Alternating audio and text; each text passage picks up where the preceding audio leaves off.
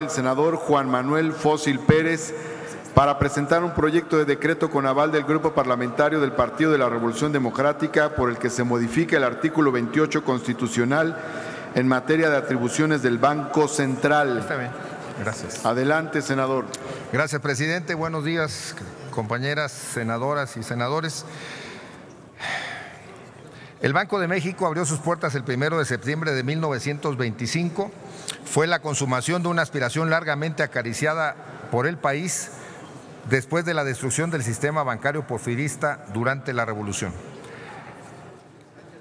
La polémica ya no se centraba en la conveniencia del monopolio o la libre concurrencia en la emisión de moneda, sino en las características que debería tener el Banco Único de Emisión, cuyo establecimiento se consagró en el artículo 28 de nuestra Carta Magna, promulgada en 1917, en tiempos de Carranza, cuando se definió que solo debería haber una moneda en circulación. Por eso el término carranciar es cuando ya todas las demás emisiones de los bancos particulares ya no valía y solo iba a haber una sola moneda después de esta promulgación en 1917.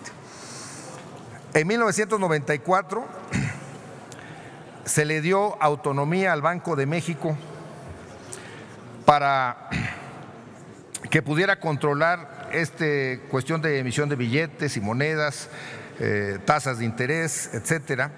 Una autonomía que nos ha servido para que haya cierta estabilidad en los precios. Como todos recordaremos, antes del 94 había una inflación muy alta que venía golpeando muchísimo el poder adquisitivo de la población, que dificultaba las operaciones económicas, y a partir de esta autonomía el Banco de México se logró controlar en gran medida este crecimiento de los precios tan acelerados. Tenía también la finalidad, esta autonomía, de que se pudiera conservar el poder adquisitivo del dinero. Es algo contradictorio porque se ha controlado la inflación, pero el poder adquisitivo se ha perdido. Y es algo que tenemos que ver cómo vamos a empatar las funciones del Banco de México, de esto se trata esta iniciativa de ley, para que no solo estén controlando la inflación, sino que también tengan que ver en su funcionamiento con el crecimiento económico y la generación de empleo, para que vayamos en una misma dirección y debemos tener políticas macroeconómicas que está bien que fomenten la estabilidad monetaria, pero no sacrificar, como lo hacen las políticas económicas actuales, el crecimiento económico, el empleo, y sobre todo que buena parte de la inflación se está controlando, manteniendo los salarios mínimos oprimidos, así que el pueblo de México, restándoles consumo, es como se está logrando controlar la inflación, y esto pues obviamente lo padece el pueblo y es parte de los cambios que el pueblo votó el pasado 1 de julio. En concreto, la propuesta es que ahora se modifique el artículo 28 de la Constitución en su fracción cuarta para que se establezca un mandato dual al Banco de México,